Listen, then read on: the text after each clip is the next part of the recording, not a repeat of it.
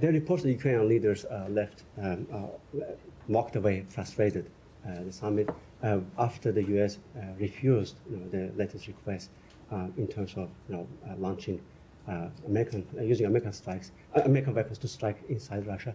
Why would the United States not allow them to hit back inside Russia? They believe that striking those launches would help them save lives in the first place. So first of all, I don't know what reports you're referring to, but I will say that we had incredibly productive discussions with President Zelensky and with other members of the Ukrainian government when they were here last week for the Washington summit. And as part of those discussions, we talked about NATO's irreversible path to NATO, and Ukraine's irreversible path to NATO and the progress that they are making along that path. We talked about the delivery of F-16s to Ukraine, which is underway. We talked about the fact that we are providing them additional air defense systems, something that President Zelensky had specifically asked for, and that we were able to do both from our own stocks and from marshaling the coalition that we have assembled all around the world.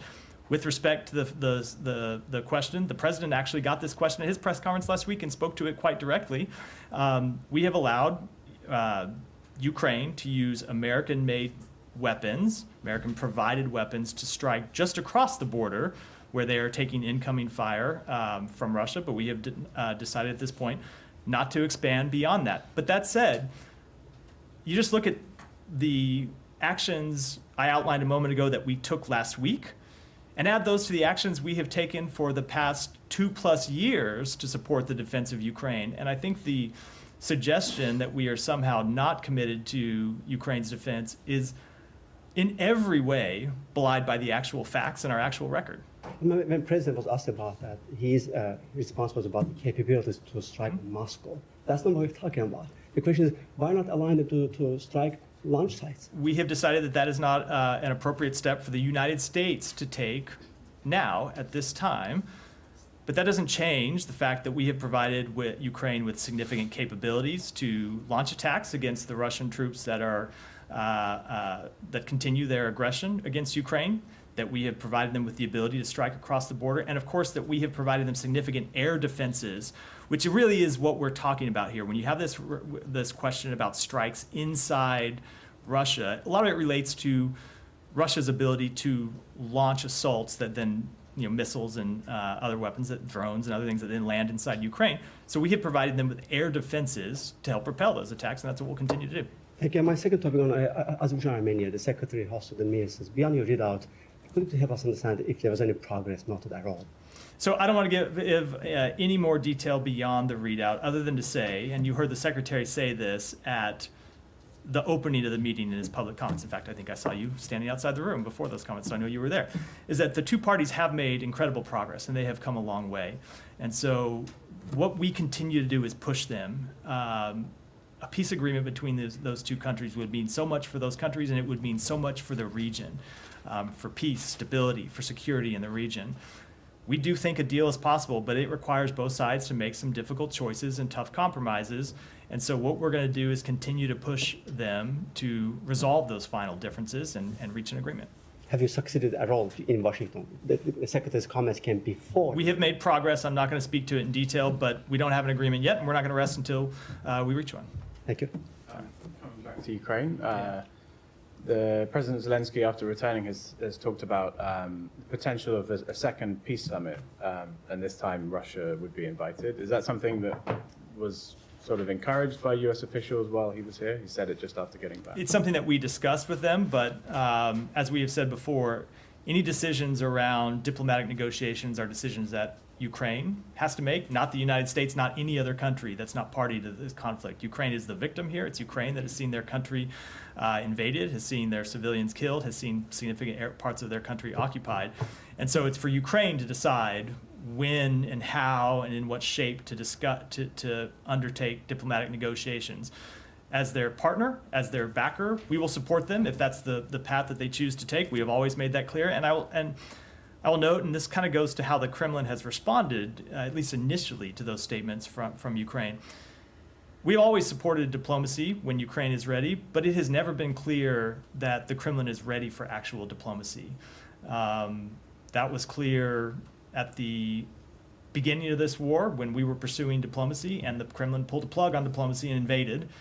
And it seems to remain true today, but we will continue to stand with Ukraine, and if and when they believe further diplomatic steps are with Russia are appropriate, we will support them in that decision. But that is a change. That previously they held a peace conference and didn't invite Russia. So doesn't that show an unwillingness from the Ukrainians to engage in sort of, you might not agree on everything, but you could at least bring them to the table. So I guess correct, but the difference is there's just a fundamental difference between Ukraine and Russia in this conflict, in that one is the aggressor, one's the victim. And so we do look at the victim differently than the aggressor, right? It's just a fundamental fact of this conflict, that it was Russia that launched this war, Russia that is occupying Ukraine, Russia that continues to launch assaults, Russia that can end the conflict today by withdrawing back to their borders. And so, of course, we look at them differently because one has the moral high ground and one does not. But our position with respect to negotiations hasn't changed, and that's if and when Ukraine is ready to pursue either direct negotiations or direct diplomacy or some other form of diplomacy, we will support them in that decision. And from this administration's point of view, there's basically there's no point at which you would tell Ukraine that you need to come to the table now. That's never going to be. I guess I'm asking because depending on who might be the vice presidential pick for the Republican nominee, and things that the Republican nominee has spoken about Ukraine, it seems like there's a reasonable possibility, depending on which way you think the election's going to go, that early next year the situation's going to look quite different. So from the Ukrainians' point of view, do you think they might be responding to U.S. political realities by making this step? I am not going to speculate or comment in any way on why the Ukrainians might be making that decision, other than to say that lots of times you hear people say, we want to see peace in Ukraine. Of course, we want to see peace too. We want it to be a just peace. Not just any peace, but a just peace and a lasting peace. And so we'll support Ukraine in the decisions that they make to try to achieve that just peace. Can I follow up on Yeah. that? Obviously, he's talking about a summit, which we're talking about the month of November, so. Is anything else happening then? Exactly. But just to follow up on that, I mean, the new thing is that the Ukrainian president is saying the Russians should be at the table. So, I mean, the question, and which is different from the summit in Geneva or next to Geneva or wherever. So, do you support that?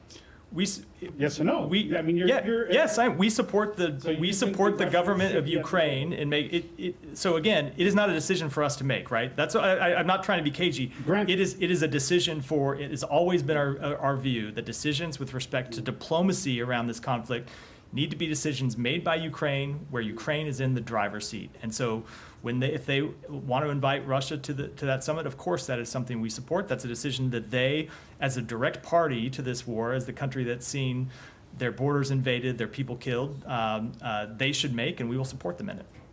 The Russians have always said that they actually support, and they were close, in fact, to reaching an agreement with Ukraine back in April 2022, that before Mr. Boris Johnson scuttled the whole deal. Do you have any comment on that? I mean, that was their position all along. That is not the first unreliable is a generous way to put it. That is not the first statement we've heard out of the Russian government that does not comport with the actual facts. Thank you, Matt. Tens of thousands of students have been protesting for last few days in Bangladesh, demanding the abolition of quotas in favor of a merit-based system for civil service jobs. The ruling party's wing, Bangladesh Chhatra League, has attacked the protesters, injured around 500 students just after the ruling prime ministers threatened the protesters. They also attacked the students, those who are entering the emergency room for their treatment. So what is your stance on these ongoing massive protests in Bangladesh? So we are aware of and are monitoring reports of widespread student protests in Dhaka and around Bangladesh that have killed 2 and attacked and injured hundreds. The freedom of expression and peaceful assembly are essential building blocks of any thriving democracy, and we condemn any violence against peaceful protesters. Our thoughts are with those who have been impacted by this violence. Thank you. Thank you, Matt. Sorry. A meeting was held a few days ago in Cairo regarding the arrangement of boarding between Egypt and Israel and the United States. While Egypt insists Israel to withdraw from Philadelphia corridor, Israel stay there and control over this area.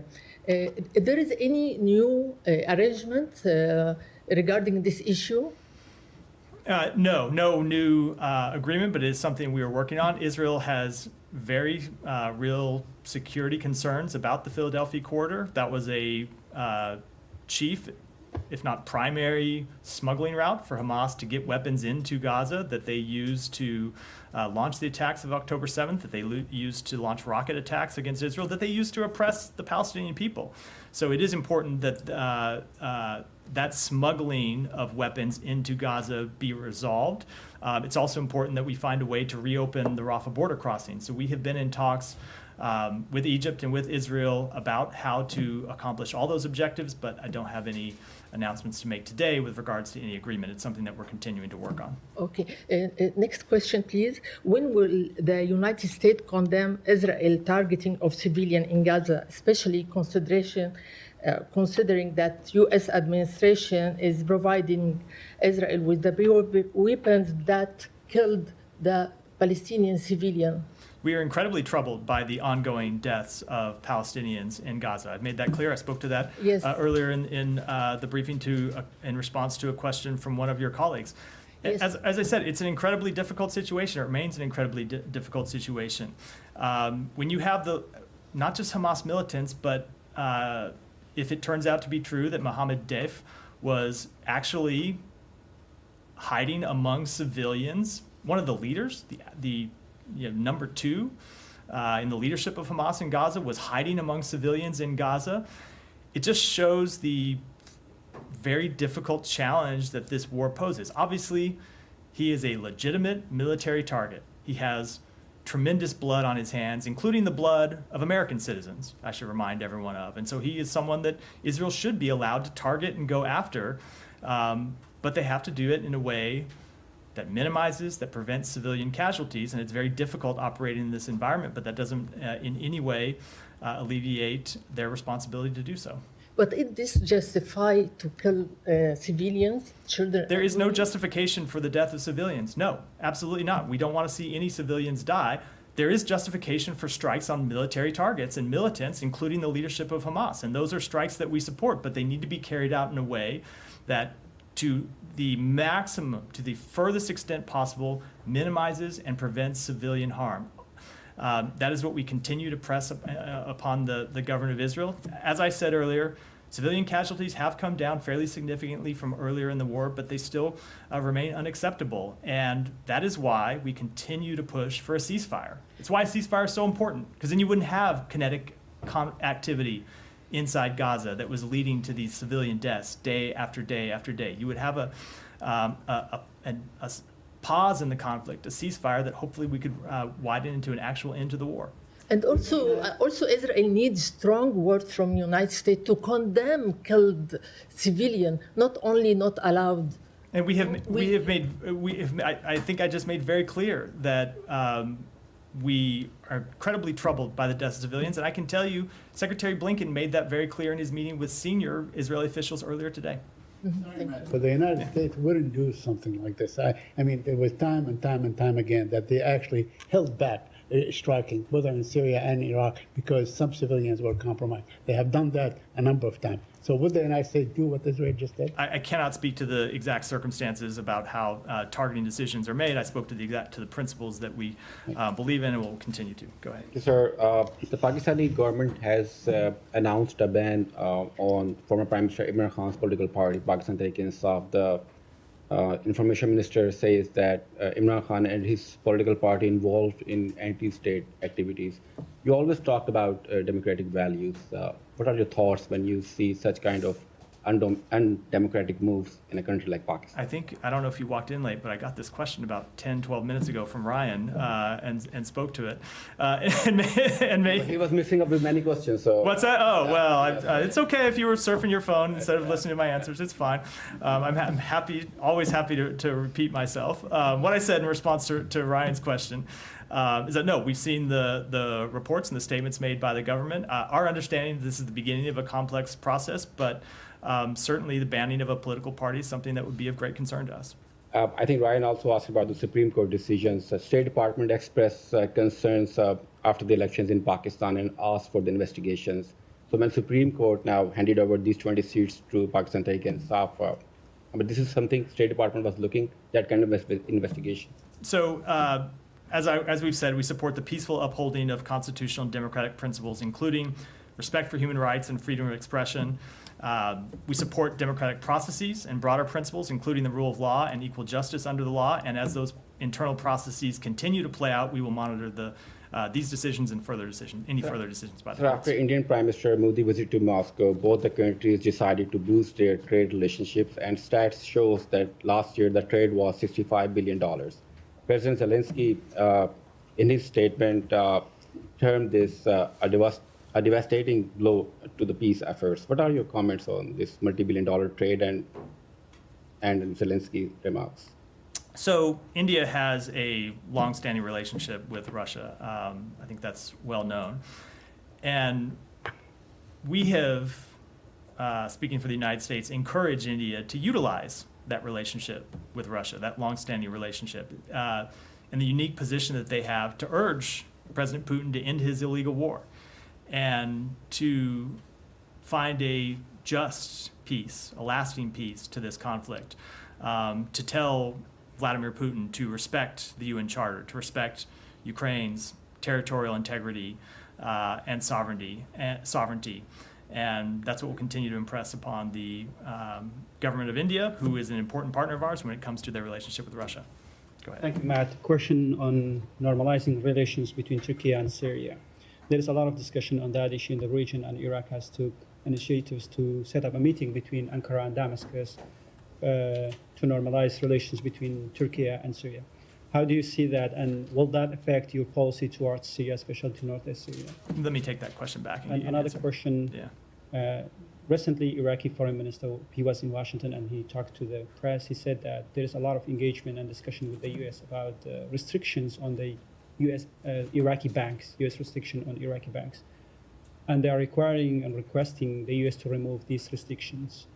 Do you see any positive signs from the Iraqi banks that they changed their behavior, their links with the Iraqi militia groups, and sending dollars to Iran? I think that's a question I'm going to refer to my colleagues at the Treasury Department.